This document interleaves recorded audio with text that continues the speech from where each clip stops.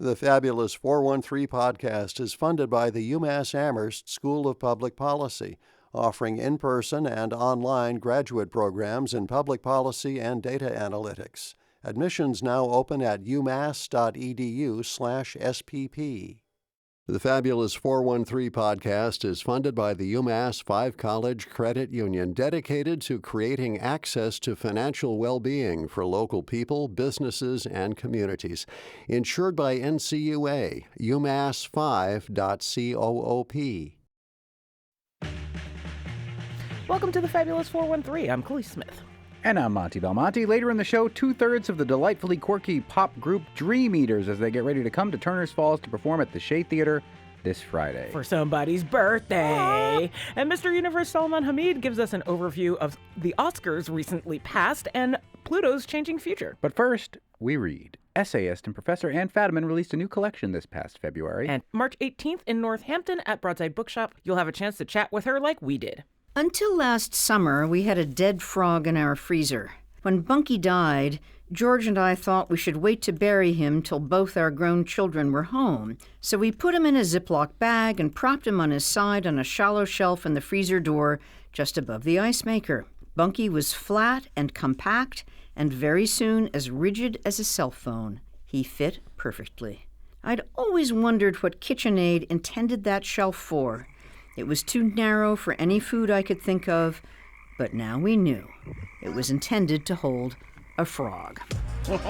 That is Ann Fadiman, who is the author of the recent collection of essays, Frog, and Other Essays.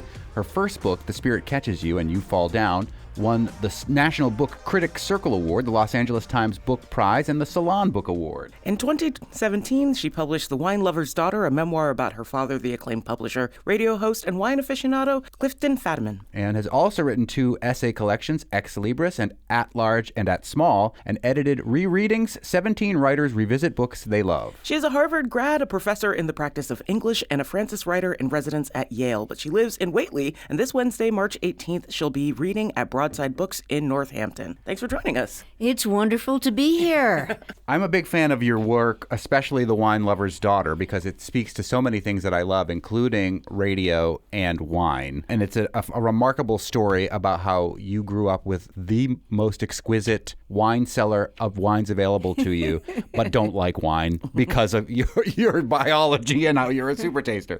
I can't recommend that highly enough. But Frog and Other Essays, the new book, which just came out last month, is also wonderful. And I don't know if I've ever read a foreword of a book that was so on point and then had me looking out through the rest of the book for the points that the foreword brings up. Oh, I skipped it. So Sam Anderson's foreword talks so much about how much he admires the lists that you create and the descriptive nature of the lists. And then as I read through these essays, I'm like, there are so many lists. Well, first of all, let me just go back a moment to The Wine Lover's Daughter, because you talk about my father as, a wine person and a radio person, and you love both. I don't love wine, but I do love radio. So I do share 50% of my father's and your obsessions. I will say briefly that your father hosted a radio show that was the predecessor of Wait, Don't Tell Me, called Information Please. And I remember in our last conversation, 10% of America listened to that show every week, which would blow any radio programmer's mind to have an audience of that nature. That is true. So lists. Sam Anderson, a wonderful writer for the New York Times Magazine who wrote the foreword to this book, does talk about my lists. And I was so delighted because I always worried that my love for lists might be a kind of compulsive tic, let us say. But he presented it as a great virtue. And so I'm now thinking of my fondness for lists as a virtue. I think, grouping things in one place. I'm also interested in sequences. So I'm not a poet, but maybe if I have a long list, it's about the closest I can come to thinking about the sounds of words, the rhythm of a sentence, the sequence of words. So I do very much enjoy a list. The book is called Frog and Other Essays, and you introduced us in your reading to your frog, Bunky. Bunky is an underdog frog, And your whole book of essays in reality is it's like an underfrog story. It seems like all of the essays are picking. I disagree. Okay. I don't know if you meant to do this as a collection of essays on death and legacy, but that's what it feels like. Because each of these stories is about certain endings and the lasting results that they have. Mm-hmm. Every one of them. And the impact on a large scale that they have. Well, I think you're both right. That is, I do think that I talk a lot in this book about underdogs or underfrogs. That is, the long title essay is about a deceased frog that I didn't pay nearly enough attention to or treat nearly well enough during the 16 or 17 years of his nearly immortal life. And who knew? Who knew? But a frog nobody with a but me would write a 6,000 essay about a deceased frog. Especially when you didn't pay a lot of attention to. That's true. But I find him very interesting now. A lot of good does bunky at this point. There's an essay about the son of a famous British romantic poet, and everybody's heard of the father, Samuel Taylor Coleridge, but nobody's heard of the son. But I find the son even more interesting. There's a long essay about a periodical nobody has ever heard of that was published in Antarctica at the beginning of the 20th century. Each issue had a hand-typed edition of one. So those are all underdogs or underfrogs. I guess I am interested in paying very close attention to things that other people haven't noticed. But you're right that this is a book about loss. And some losses are fairly trivial, like the loss of our frog, the similar death of my beloved obsolete old printer. But there's a dead poet, there are dead polar explorers, and at the end, the death of someone that I love very much, a beloved student named Marina Keegan, who was killed in a car accident 5 days after she graduated from Yale. So loss permeates the book, and I'm not sure I would have written the book with this tone or angle if I were 35 years old, but I'm 72. Mm-hmm. So I'm thinking about loss. I'm losing a lot of my friends. I'm losing the world that I know. So many things are changing. So it's like water flowing downhill. I think that's where my focus does often go. So you're both right. We're speaking with the renowned author and professor at Yale, Anne Fadiman, who lives in Whately. Her new book of essays is Frog and Other Essays, and she will be at Broadside Books in Northampton on Wednesday. We, on our show every Wednesday, talk to a Merriam-Webster dictionary editor. Oh, I often listen. I was wondering what you thought about that segment. My favorite part of your show. It's the most fabulous part of your show, I might even say. There is an essay in this book that talks about pronouns and the singular they, which is something we have talked with Merriam-Webster editor Emily Brewster about. And the idea that you kind of grew up prescriptivist, that there are rights and wrongs in the language of the English language. And then there are descriptive people, which are like Merriam-Webster, which are just chronicling the way language is used. And at the beginning of that essay, I was for sure thinking I'm going to be at polar opposites with Anne Fadiman about your take on they, which you're bringing up in the context of the culture of gender non-binary and the use at Yale that you've seen rise with your students. But where do you come out on prescriptive versus descriptive currently? Because it seems like you've come a long way. I have come a long way. I think I'm still fairly prescriptive in most grammatical issues.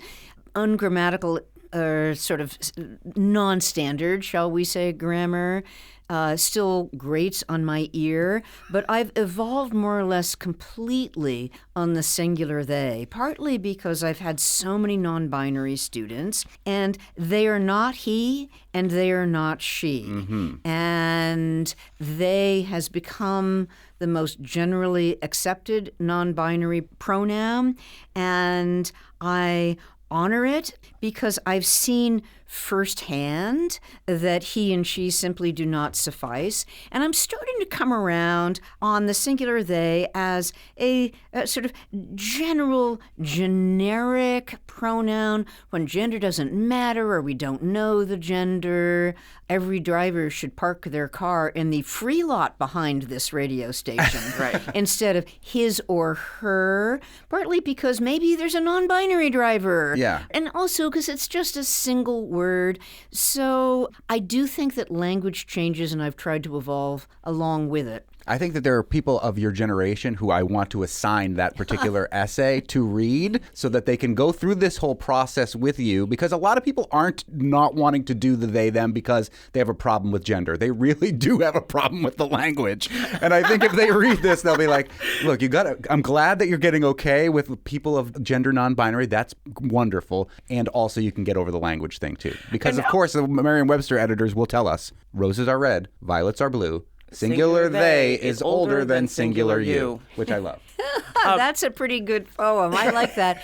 And singular you I talk about also. One of the big changes for me was realizing that you used to be plural, just the way they used to be only plural. But Yes. you, Monty Belmonte, are a singular person. I use the plural verb are, just the way I would say they are with a singular person. But I use you, and I don't think of you as multiple Monties. So once I realized multiple Monties. that, It's okay. Yeah, it might be. I understood that they was undergoing more or less the same evolution, and you're absolutely right. As there are some very, very old usages of the singular they, but right now the change is happening a lot faster than it did with singular you, but very much along the same lines. And by the way, my problem at the beginning was only with the pronoun, not with the issue of non-binariness, Right. which seemed to me simply a fact of many people's lives that was indisputable. Which is funny. It makes it now makes my elementary teachers seem really progressive, because this is the thing I was taught very early, to use them instead of he, his, or her, because of the conciseness of language. And was it because a statement about the masculinity of the English language in that way? I like looking back on it and thinking about those teachers, quite possibly, and that was like late 80s. So You must have gone to a pretty Very progressive progressive indeed. I don't know if my school even knew what pronouns were thanks, to teach me. Lincoln So- Hartwell, I guess. And we're speaking with Ann Fadiman, who is an author from Whately, who will be at the Broadside Books on Wednesday in Northampton, and the new book is Frog and Other Essays, Do you still have your copy of the South Polar Times? which was, explain what that is. The South Polar Times was a periodical that basically came out during the dark winter months of Robert Falcon Scott's 2 Antarctic expeditions at the very beginning of the 20th century. You could say that it was to combat cabin fever. You couldn't try to get to the South Pole. You couldn't do any scientific work for about 4 months when the sun was not up. And so they had magic tricks and they had amateur theatricals, but the main way to keep the guys from going nuts was this magazine, which came out every month. And by came out, I mean that it was hand typed by one of these explorers, and it had beautiful illustrations. And all of the issues were republished about 10 years ago in a beautiful edition that cost about $1,000 that I never could have afforded. But I thought, I could write a book review. I could write an essay. Maybe they'll send me a reviewer's copy, which they did from England. And you bet I still have it. This is not like buying a used car for $900. It's just somebody gives you a book that you love that costs $900 and you get it for free. Unlike that used VW, it's always going to run perfectly. And I still dip into the South Polar Times. It's my favorite periodical. And one of the essays in this book is about this very strange magazine and, in my view, the kind of moving ways that it kept men's spirits up when many of them knew that their lives were in grave danger, and indeed 5 of them did die on their way back from the South Pole. Another one of the essays deals with you as a professor at Yale struggling with the modern technology that we all had to struggle with about 6 years ago right now, Zoom. At the same time, you have an essay about how beloved your inkjet printer that you're buying multiple incarnations of so that you don't have to update to a new thing, and how you use WordPerfect instead of Word. Flashbacks of, because I remember the. I remember you don't WordPerfect. look old enough. But do you? But the way that you talk about Zoom was beautiful and wonderful, and actually did really bring me back just a mere 6 years ago, but to that very particular period of time. Talk about your relationship to the Zoom technology in your essay in Frog and Other Essays, called Screen Share. Screen share.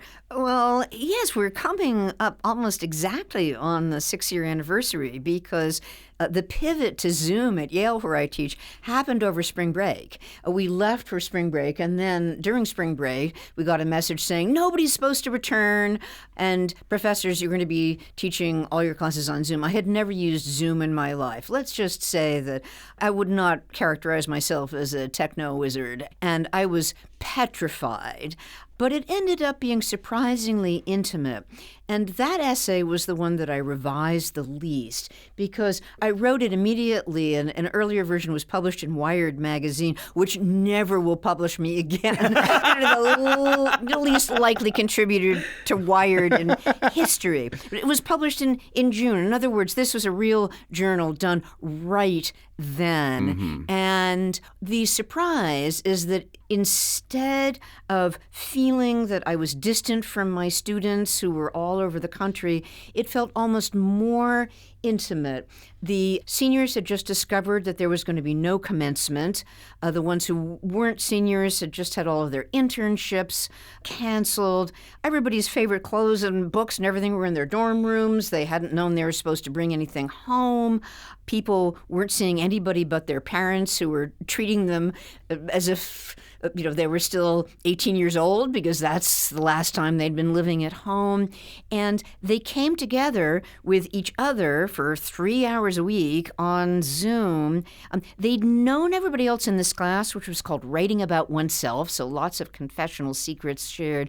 And they'd known these people for 2/3 of the term. So these people were already friends, and when they would get on each week, they were thirsty for each other, and I was thirsty for them, and it ended up being one of the warmest and most intimate classes I've ever taught, to my extreme surprise, and I ended up quite loving Zoom. Do you use it now? Because you live in Whately but teach at Yale. Oh, I never use Zoom to teach my classes. I use CT Rail. Come down to Springfield once a week and take the train, and I spend a night down in the Yale campus. I'm there for 2 consecutive days. But I use Zoom for all kinds of other things. Interviews, talking with friends. I have 2 friends, 2 of the 4 to whom the book is dedicated, with whom during the pandemic I started having a weekly Zoom on the first Sunday of every month. We've known each other for more than 50 years, and we have not missed a Sunday ever since 2020. So Zoom is an important part of my life now. I'm very good at screen share. Do you think that The Oak and the Sapling is a continuation of Wine Lover's Daughter in a sort of way? Yes, the Oakling and the Oak. In many ways it is, but with a different kind of family. The Oakling and the Oak is an essay about the relationship between Samuel Taylor Coleridge, great British poet, early 19th century, and his son Hartley, also a poet. And the title comes from the review of the only book of poems that Hartley published during his lifetime. It's kind of tough if you want to be a poet and your father might possibly be the greatest poet in the world. And the review said that Hartley Coleridge had inherited some of his father's genius. It wasn't meant as a compliment, but it's as if he had any genius, it wasn't his. He just inherited it from his father. But it also said, it cited the old adage, the oakling always withers beneath the shadow of the oak. And I thought, oaklings, the writer offspring of writer parents. I too am an oakling, but I didn't wither. So I got very interested in Hartley. There are probably about 3 people in the world who have read as much by and about Hartley Coleridge. It's really easy to become a world expert when you pick a subject that obscure. I spent a lot of time, it's just sort of the part of the iceberg that's beneath the surface, thinking, what made me able to continue and even thrive as a writer, even though both my parents were well-known writers, and what made Hartley fail? So it was sort of like a couple years of free therapy, thinking about my own parentage. But now I think of all writer offspring of writer parents as oaklings, either oaklings who've been overshadowed or oaklings who somehow had oaks that spread their branches and let a little sun through, as I think my parents did. When I read that essay, it didn't feel to me like Hartley failed. It felt like he didn't succeed in notoriety in the way that his father did, but that he may have in some ways accomplished as much or more, at least in volume, right? And frankly, that was my feeling about Marina as well. Because you mentioned that she didn't really succeed, but I'm she totally succeeded. We need to introduce Marina first. She didn't have a chance to flourish, but she absolutely succeeded. Let's move to Marina. Marina Keegan was a really remarkable writing student of mine who, after she graduated from Yale, died in a car accident. She was being driven by her very beloved boyfriend who was not drinking, who had fallen asleep at the wheel after he was driving her from brunch with her grandmother to her father's 55th birthday party. And he was unharmed, and she died instantly. Marina is the only student of mine who, during her time at Yale, produced enough publishable writing to make an entire book. And by chance, she was the only student of mine who has died. And her book, The Opposite of Loneliness, which I edited with her parents, it was a New York Times bestseller, and it's part fiction and it's partly nonfiction, and it includes 3 of the pieces that she wrote for my Writing About Oneself class. And I certainly don't think and have never thought of Marina as a failure. I've often imagined what Marina would be writing now if she were still alive. She was also a really fine playwright. I'm not sure which her dominant genre would be. I know she'd be famous, but she already is kind of famous. What's remarkable is that she did so much so young. So I consider her a great, great success, as well as someone I will always miss, one of the most alive students I've ever taught. Ann Fadiman is the author of Frog and Other Essays. It just came out last month, but it will be celebrated at the Broadside Bookshop in Northampton, right down the street from where you live in Whately. It is a wonderful read. It is a quick read, which we here at the Fabulous 413 appreciate. Yes. When we read a lot of very long books as well. Looking at you, John Sayles. We keep throwing John Sayles under the bus. His books are fantastic. They are very difficult. Coming to the Shea Theater Wednesday, March 25th for screening of Matewan. Thank you so much for coming in, and thanks for this book. Thank you so much. I enjoyed myself thoroughly. I Thanks for also reading the separate. book. I don't eat M&Ms, but I do separate out my Skittles, and then I eat them down to equal number. Yeah. And then you eat them one at a time. Back to the list. That's what you talk about you doing in this book as well. Yes, I used to do that, and my various compulsive rituals you'll learn a lot about if you read this book. Well, being a professor at Yale, do you have a list of favorite pizza places in New Haven? It's Sally's versus Pepe's, and it's not just that, but that's where it usually goes. Yes, I also really like modern. Right. I also really like Delania.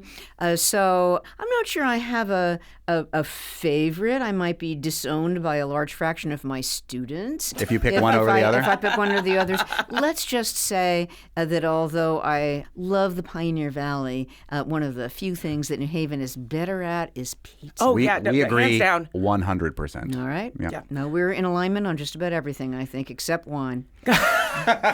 What appealed about nonfiction to you and memoir? I think I Because it's don't- not for everybody.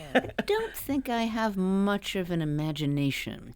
I think what I'm good at is looking at a lot of miscellaneous chaotic things in the world and saying, that thing is interesting, and that other thing is kind of interesting, and what if I put those together? That's what I'm good at. I'm not good at inventing things. I remember taking a fiction class in college, and when I was describing, let's say, somebody's face or what their living room looked at, those passages were pretty good. But then I would think to myself, but like, what is that person going to do? I remember once talking with my friend, the writer Ian Fraser, who had tried fiction at one point, and he told me, so I would write, John walked down the street, and then I would think, no, he didn't. And that's pretty much what I'm like. But until I was 40, everything I published, including my first book, was reported because it never occurred to me that I was interesting enough to write about myself. And then when I was 40, I was stuck in bed for 8 months during a problem pregnancy, but that produced my wonderful son, so ultimately no problem. And I couldn't do any reporting, so it was either book reviews, which sounded sort of boring, and I'd already done a few of those, or personal essays. And I thought, well, I'd never published any of those. Let me give that a try. And ended up writing a bunch of essays about my relationship with books and language, and that became my book, Ex Libris. And I thought, gee, essays are really great. And after I was vertical again, after 8 months, I found that I had not lost my love of essays, and I kept on writing them and wrote a memoir. But my essays, in order to at least delude myself into thinking that my essays are not purely narcissistic, most of them are first person, but not primarily about me. That is, in the title essay of Frog, Bunky the Frog is really the hero. I write about my students, I write about pronouns, I write about dead poets, and so on. And so I'm the narrator, and the perpendicular pronoun appears a lot in some essays and less in others. I'm always there, but I'm not always the centerpiece, and that's how I like it, partly because I love research. So if I have the excuse to find out about something I'm curious about, so much the better. Well, thanks again. Thank you. It's not that easy being green. You didn't want to use Andrew Bird's version? I didn't, no. I wanted to use the real frog. I love his version. We'll introduce you to the band whose songs constantly get stuck in our heads and who might be stuck in yours after they play the Shea Theater this Friday. Later in the show, the Dream Eaters. After we talk about the winners at the 98th Oscar Awards and the ongoing saga of Pluto's heavenly body status with Mr. Universe, Salman Hameed. You're listening to the Fabulous 413 on 88.5 NEPM. The Fabulous 413 podcast is funded by Dean's Beans Organic Coffee, a locally based, worker-owned company committed to social and environmental responsibility, roasting fair trade, organic, shade-grown coffee since 1993. DeansBeans.com. The Fabulous 413 podcast is funded by Northeast Solar in Hatfield, dedicated to custom solar installations, electric vehicle charging solutions, and reliable long-term system support. Northeast-solar.com. To boldly go where no man has gone before. Time for some kitchen table astronomy and Oscar rundown with Hampshire College astronomer, the head of Kainaat Studios, and Amherst Cinema board member Salman Hameed, Mr. Universe. Did you watch the Oscars last night? I did. And what were your thoughts? Oh, that was good. I mean, rooting for Sinners. I think a lot of people were rooting for Sinners, but I love Paul Thomas Anderson. I mean, his movies have been great. This one was pretty good, but Sinners was really creative, original, and amazing. And so, sure, I mean, I think there was a split. I mean, Ryan Coogler, the director of Sinners, did win for original screenplay, and I think that was great. And Michael B. Jordan won. So I think all of those things were good. And again, nothing against Paul Thomas Anderson, because I think he's an amazing director. But as a lot of people are saying that he won one of those Oscars, like Martin Scorsese, who won for The Departed, but not for all the other great movies that he had done, in the same way Paul Thomas Anderson won for One Battle After Another, but not for Like they wanted to give it to him for Boogie Nights, but they messed up back then. Right, and then, you have There Will Be Blood, Yeah. and one of my favorites, The Master. But anyway, the thing that was amazing for me was that performance of the song I Lied to You. From Sinners. From Sinners. What a performance. All these people jumping on stage that weren't part of Sinners, like Brittany Howard from Alabama Shakes, who's coming to Tanglewood, and seeing Buddy Guy up there. It was so great. I will say that on Friday's show, we had my son Enzo on, who is a savant when it comes to picking who's going to win at all award shows, but specifically the Oscars. I watched the Oscars with my friend Bob Kraskowski, who's a filmmaker. Bob got 13 of 24 correct, as did my son Pax. I got 15 of 24 correct. Enzo got 20 of 24 correct. That reduces to 5 out of 6 correct. Wow. I don't know where he comes from or how he does it. And there were some surprises. There were some surprises, and he rolled with it. Hey, also, all right. shout out to Chris Smither from Amherst, Massachusetts, for the short film Singers, Not Sinners. The Tie, that film won an Oscar last night, too. So great. I want to make a special plug for one of the foreign films that was nominated. It was an entry for Spain. It's called Sirat. It's playing right now at Amherst Cinema. This is one of those films, you should see it on the big screen because you want an amazing sound. This movie was actually nominated in the Best Sound category. And when you see the movie, you will realize, oh yeah. But, fair warning, it's one of the most intense films I have seen. Wow. To me, it does speak to the moment as well in the context that the world is falling apart. And how do people react? It's a very intense film, but really excellent. This is a movie about experience. You are going to feel the movie, not just watch it. Did not win for sound. Always the loudest movie wins for sound, and that was F1. So Which- that was an easy pick. And can I say it was a terrible film? I didn't love it. Great cast, but it's like, it was a big ad for the F1 sport. Yeah, exactly. The underdog, really, at the Oscars, in many ways, was the genre of horror, which did well. Sinners did really well. Weapons won for Amy Madigan and Best Supporting Actress. The underdog in our solar system is our little buddy Pluto, and that's the astronomy that we're going to talk about today, Salman Hameed. Yes, and I see your enthusiasm,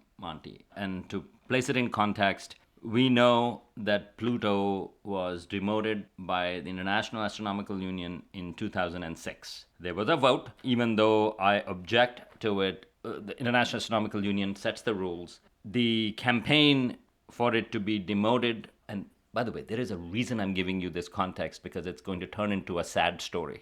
So it was a campaign that earlier on was started by Neil deGrasse Tyson, actually, when American Museum of Natural History was being renovated in late 1990s and early 2000s. But when it opened, there were all these planets and Pluto wasn't there, and a lot of people were upset about it. I went to graduate school in New Mexico, in Las Cruces, and the astronomy department was actually founded by the discoverer of Pluto, Clyde Tombaugh. Clyde Tombaugh was alive when I was in graduate school, and then he died actually there at the age of, he was in his 90s at the time. And Pluto, it was important. And so when there was, Pluto was in some sense demoted. And the reasons was because Pluto is indeed an oddball planet. People were looking for a bigger planet because of the way planets move. They can actually predict if there are other planets or not. So after the planets that we can see with our eye are go up to Saturn. But then Uranus was discovered in the 18th century. Then Neptune was predicted. And actually, that's an amazing story that just by calculations we could predict, well, there was another planet. And where in the sky was that other planet? And then we discovered that. But then there was still some orbital movements that astronomers think that, well, there must be another planet. And that's how Pluto was discovered. But Pluto turned out to be much smaller and oddball. So there were multiple reasons why Pluto was always an oddball, but it was considered, well, it's a planet. It's a ninth planet. And the only one that was discovered in the 20th century. And so there was a debate because astronomers started to find in the 1990s other objects in the outer parts of our solar system which were comparable to size of Pluto. So the question was, should we include them as new planets or should we demote Pluto? Whereas a lot of other astronomers, including myself, are of the opinion that in astronomy there are a lot of things that are baked in because of history.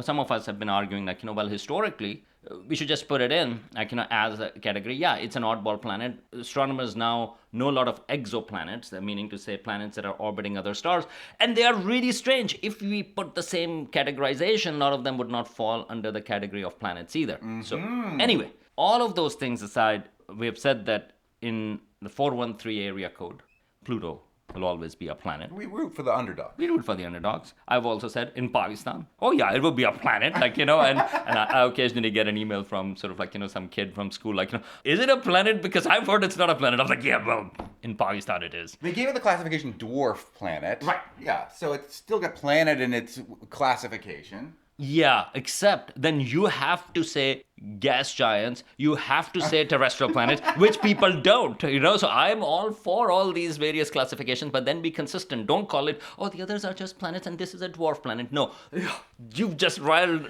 me up. But here is the thing, what I want to talk about, the sad end to this conversation. And so please brace yourself, Monty. Oh, no. Well, the new head of NASA is Jared Isaacman, who's recently been appointed. And just a couple of days ago, last week, in fact, he gave an interview in which it looks like President Trump is going to issue a decree in which he's going to say Pluto is a planet. I was just going to say, this seems like something the Trump administration would like to do. They love tradition so much that you'd think they'd put Pluto back in there. So this is disappointing you because it's the Trump administration doing this, as opposed to science? Well, yes, that is true, or the proper process. So I don't agree with what International Astronomical Union did, but there is a process, and there have been a lot of efforts to actually go through the process again and give it back its planetary status. But the way it is framed over here is that, so Jared Isaacman said that I 100% support President Trump making Pluto great again.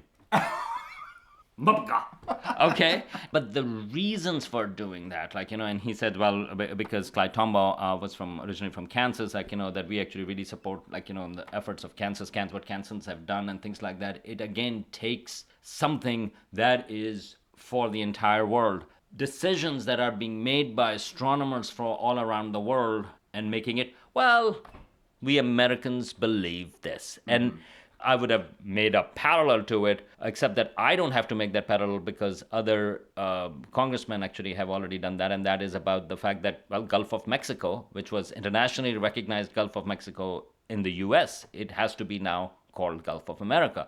And says, well, so why can't we call Pluto a planet? So while I was demoralized and depressed about the thing that I like, you have your little guerrilla army, say, come on, and suddenly Voldemort show up with his army, and you go well, we are on the same side, I guess. Now what to do? So that's how I feel about this situation. And to top it all off, William Shatner, Captain Kirk, yes, went into space with Amazon, fine.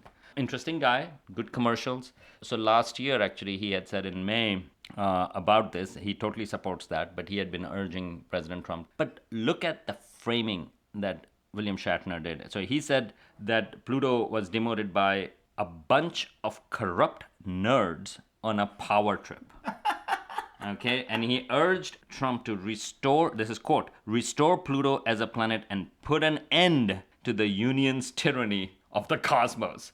Now, part of it might be a joke, but it is emblematic about the way the country sees somebody that you disagree with, right? I mean, this thing, the second part totally appears to be, I hope, that it's a joke.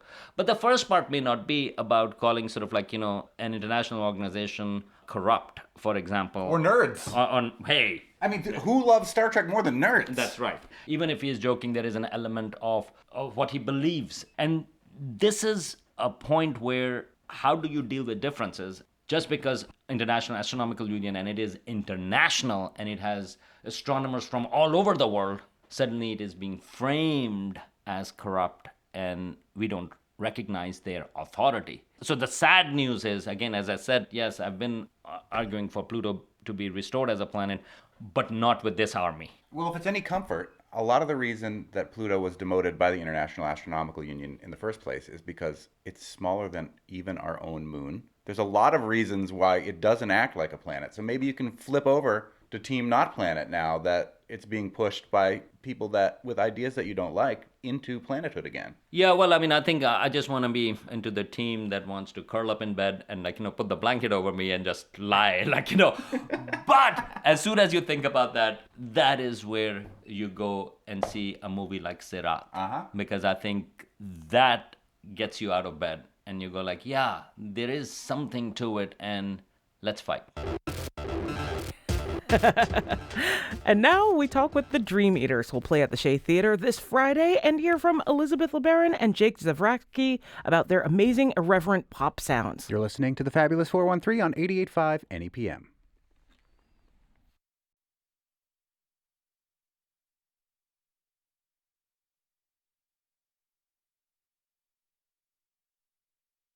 This isn't an excuse to talk about all of the bat short songs.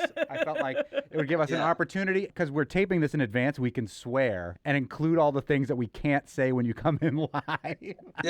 We don't really swear very much anymore. I used to swear every other word was a swear, but then I got old. I noticed that all the time. I'm like, I should swear more because I used to be much more cool. If swearing makes someone cool. Oh, it definitely does. There are several studies that apparently link it to intelligence. I guess that means I'm getting dumber then, because I do it less and less. I am bleeding internally and also externally. Dream Eaters' music has been described as the Carpenters meet Slayer. The Brooklyn-based synth-pop duo featuring Elizabeth LeBaron and Jake Zavracki was formed after the two met as bartenders. One of the bar's fun-loving patrons, Steve Fugit, has become the band's interpretive dance/hype man. Along with full-length albums and EPs, Dream Eaters garnered a lot of attention online with a series of short videos and catchy-as-hell jingles. The Dream Eaters have now developed a cult following online, and with how many of their short songs feature Satan, I'll say emphasis on the cult.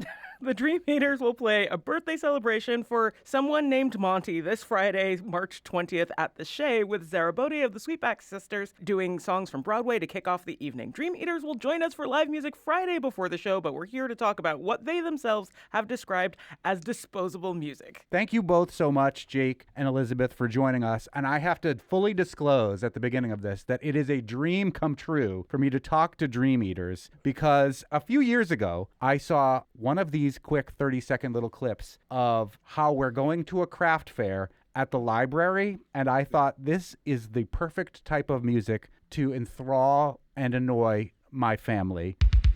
We're going to the craft fair at the library. We're going to the craft fair at the library. Add to that the jingle about insects crawling on my face. Insects on my face. Insects crawling on my face. Insects on my face. Insects crawling on my face. Oh yeah. That are so insect earworm worthy that I was just in love with Dream Eater since the first second I saw these quick little videos. Is it true that your band kind of started off as almost like a theater piece or a show rather than a band? Well, thank you for that intro. First of all, we're so pumped to be here, and we're so excited to come to Turner Falls. Yeah. Turner's Falls. Turner's, yeah. Falls.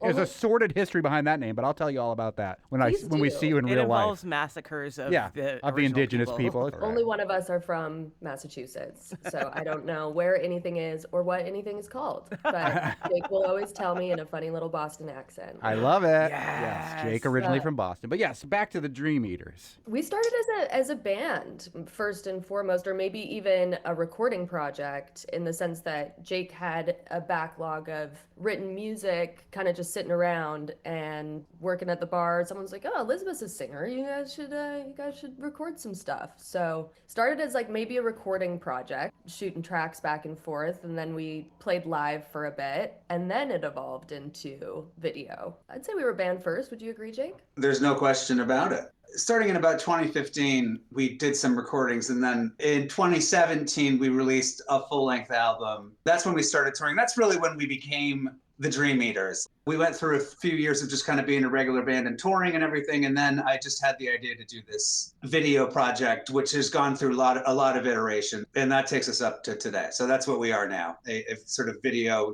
/ band / we do perform live as well, obviously. We're coming to Turner's Falls. to play the Shea Theater. Was it always synth pop? Like, I say, looking at the telly behind your head, Jake, was it always synth pop? What was the appeal of that sound? And telly in this circumstance does not mean television. It means the Telecaster guitar. What about my keyboard? Oh, yeah, and Elizabeth has a keyboard back there. We didn't even see. It was kind of flat looking. The keyboard keys into the synth pop That's true, bit, as opposed to guitars, which don't necessarily. Going back to the first thing that it was more like shoegaze, / dream pop. Like it was, but although it didn't really fit neatly into any of those categories, I would say that it didn't really become anything that anyone would ever call synth pop until 2020, 2021 or so. Now it's synth pop, but it's very varied. It's not always synth pop. Sometimes there's like sort of 80s sounding metal. Sometimes it's just straight up rock. But the overriding thing is synth pop. But we did start off the introduction using the description that many people use, which is the Carpenters meet Slayer. So there are some of these beautiful type Carpenters-esque anthems, and then there's some more kind of straight up metal things. But it was those, 30-second quippy, made for Instagram, TikTok, funny as hell little jingles that really got my attention, from singing about a cat psychic.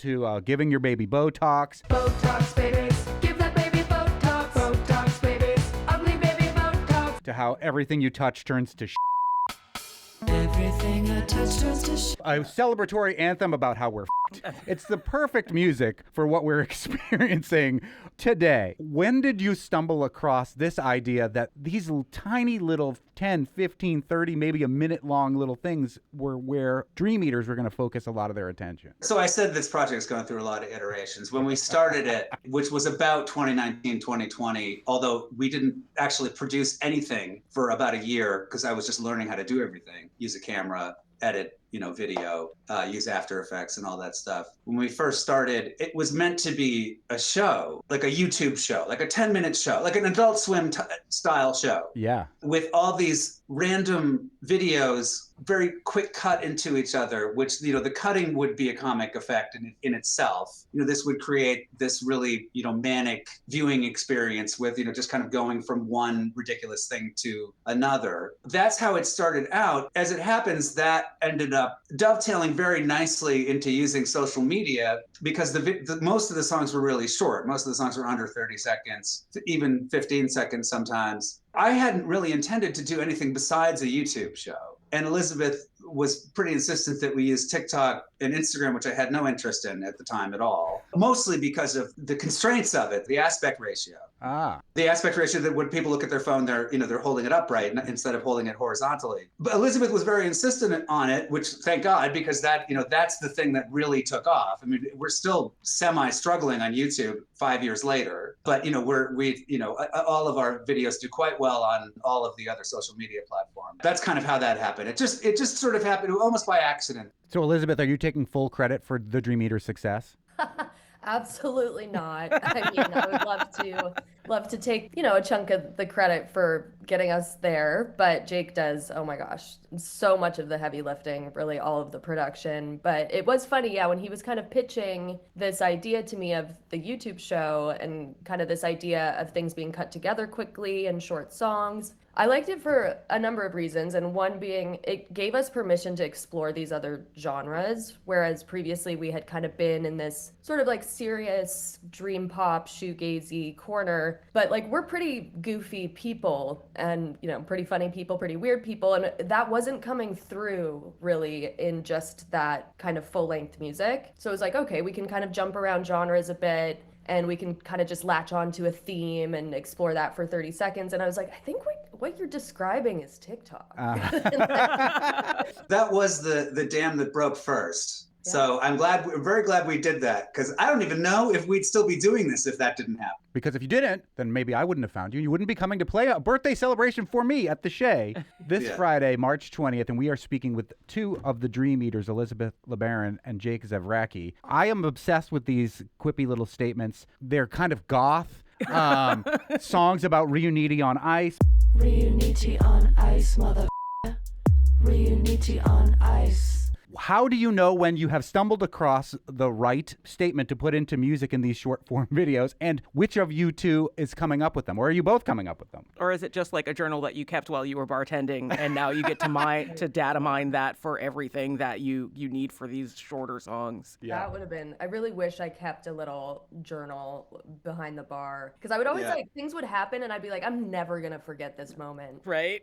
They're completely gone. But Jake, you come up with we don't. the bits. As far as knowing what's going to be successful, I don't. In fact, I'm often surprised. But the things that really go viral, or at least our version of viral, which is nothing crazy, but like go into the millions, let's say, I'm very rarely expecting that to happen. But like, what are you doing when the Reuniti on Ice song comes into your head? That actually, I hadn't thought about this, but I did. Reuniti on Ice, I wrote ages ago. I mean, I before the Dream Eaters was even a thing.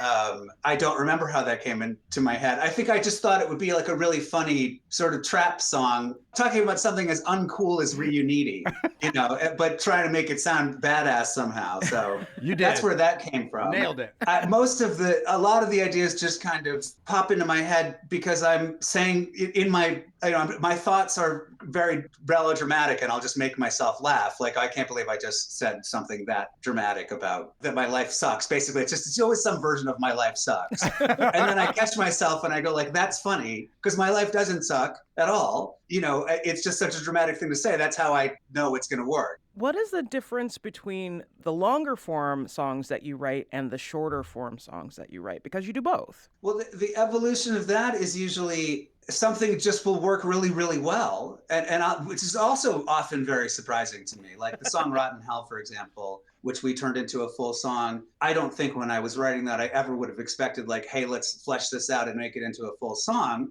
But, sometimes you just surprise yourself, because I'm listening back to it, I go, oh, like this really works. Like this one really works. It should be a longer song. And then, there's some things like you mentioned where it's just like, well, I don't know what else I'm going to say about that. So that's just going to stay short. I mean, I don't know how long can that possibly go on for? I mean, the fact... I tell myself that every day when I wake up and think that we're How long can this possibly go on for? It doesn't matter what your political stripe is. Nope. Everybody thinks that we're like everybody, even the most conservative Christian thinks we're and the most leftist liberal thinks everybody thinks we're It's a very universal sentiment. So you could post that one every single day and it would be relevant. We're speaking with Jake Zevracki and Elizabeth LeBaron from Dream Eaters, who are playing at the Shea for a birthday celebration fundraiser for that nonprofit community theater owned by the town of Montague, where I am a volunteer, Friday, March 20th. I know we're in radio, but we should talk about the production of your videos, because it is a very distinct aesthetic. You have like very bright backgrounds and incredible makeup. Talk about the design of what those videos end up looking like. We do have another sort of co-director named Crystal, and lately she has a lot of these ideas. She's only just sort of joined us in the last year or so, but she also does the makeup. So she does a great job on the makeup. She's a professional makeup artist. She knows what she's doing. So she usually just, gets us in and out of the chair in like a couple of minutes. And that's why our makeup usually looks good. We shoot in a studio in Brooklyn and usually shoot against the green screen, so I can do whatever I want with the background later. As far as wardrobe goes, I think you'll probably see a lot of the videos of us, where we're kind of wearing preppy polo stuff, because it just seems to go with the irony of what we're talking about. Such an incredibly negative thing, but looking happy in these brightly colored polo shirts. And when it's not that aesthetic, it's Satan. And there's a lot of songs about Satan. Correct me if I'm wrong, but Elizabeth, are you either Mormon or ex-Mormon? So did you grow up religious? And talk about your Dream Eaters obsession with Satan. Yes, I am ex-Mormon. I grew up Mormon. And on top of that, I found out in my teens that I'm related to the Mormon Manson, as they call him.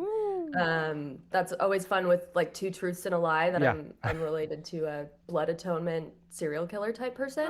Interesting. Not like fun. I know that's really upsetting and serious, but it's kind of like, how do you grapple with, you've been raised to just believe that you're kind of chosen and we're all on this path to these, eternal kingdoms. And then it's like, by the way, everybody in this church is kind of side-eyeing you because you have this like really terrible connection nobody told you about. Well, what's the guy's name? Ervil LeBaron. Oh, wow. Yeah. Even the same last name. Yeah. Same last name. My mom told me, I looked at my mom, we were visiting another church out of town, and they always kind of like announce your name when you're visiting. Like they'll be like, oh, and we have the LeBarons visiting from Calgary, Alberta today. And truly, like, heads would turn. An audible gasp. And I like looked at my mom I must have been like 13 or 14, and I was like, what is up with that? I've always felt like we're getting this side eye. And she was like, well, the Barons are known for good and herbal. And I was like, the does that mean? It's funny that you say that, Monty, because a lot of people seem to say that about Satan, but I think there's only 2 songs that have Satan in the title. It's just absurd. I mean, it's not meant to be anything real, which I assume most people know. Oh, yeah. But, we do have like ultra Christian people coming on and commenting that they don't like it or whatever. And I go, you can't tell this is a joke. I mean, Satanism itself, even someone that espouses to be a Satanist is just being absurd. I mean, it's an absurd religion. Elizabeth, Right. I have to say, like, with a backstory like that, it seems pretty perfect for this band, as if almost like this was the destined thing that you needed to do with music. But what were you doing with music before Dream Eaters? I went to like a choir program, a performing arts high school. So I was in a chamber choral program. And after that, I did jazz studies in college. So kind of did the music school thing. I started a band in college, kind of quickly fell apart. By the time I moved to New York, I wasn't that long out of college. I think I was only like 3 years out of college when I moved. I was just on Craigslist. I was just looking for anybody who needed a singer. I didn't really know. I wasn't really interested in starting a solo project. I never really have been. I think it's because I'm a choir singer. Like I'm a team player. I'm here for the project. I love harmonies. I'm not somebody who's got to like put all my feelings out on the stage necessarily. But I was just kind of looking for my project. And it found me. We have not talked about your dancing man somehow, and we have to because he plays such an interesting part of your videos. Steve. Yeah. Steve. Why have a dancing hype man, and how did he volunteer himself? Is he like officially a band member too, or? He plays drums with us live. Did he offer himself? No. He's just an amazing dancer, and everybody anyone that hangs out with him for more than 20 minutes knows that because he's the life of the party. So we just tried it and it worked. And at first I remember that the videos that had Steve in them didn't do as well. And then people started to get used to it, but now it's like all you see in the comments is people talking about how great Steve is. So I'll get in trouble if he's not in a video at this point. Like it'll just be like, that was great. Where's Steve? Is he okay? Jake and Elizabeth from Dream Eaters, thank you so much for joining us here. We're going to get to hear you live in the studio on Friday for Live Music Friday on our show here, and then people can come and celebrate you and your music and the Shea Theater, that nonprofit theater that I'm a volunteer at, that night, Friday, March 20th. We're excited. Well, thank you so much for having us. Oh, thank you for talking with us. I hope you're rotting in hell. So beautiful. Happy birthday, Monty. Thank you. Today is my actual birthday. Monty's birthday observed on Friday. On the next Fabulous 413, we'll celebrate the most Irish of days in the United States. With a visit from Rosie Kane, and several of her wild Irish shenanigans will also be performing at the Shea Theater this weekend. We'll chat with Joe Kennedy III about his time as a special envoy to Northern Ireland. And maybe we'll take a quick look at our favorite Irish music, which may take a different turn than you'd think. I'm Clee Smith. Monty Belmonte. We leave you with the Dream Eaters. Because it's the best! It really is fun. We'll see you tomorrow on the Fabulous 413. I'm gonna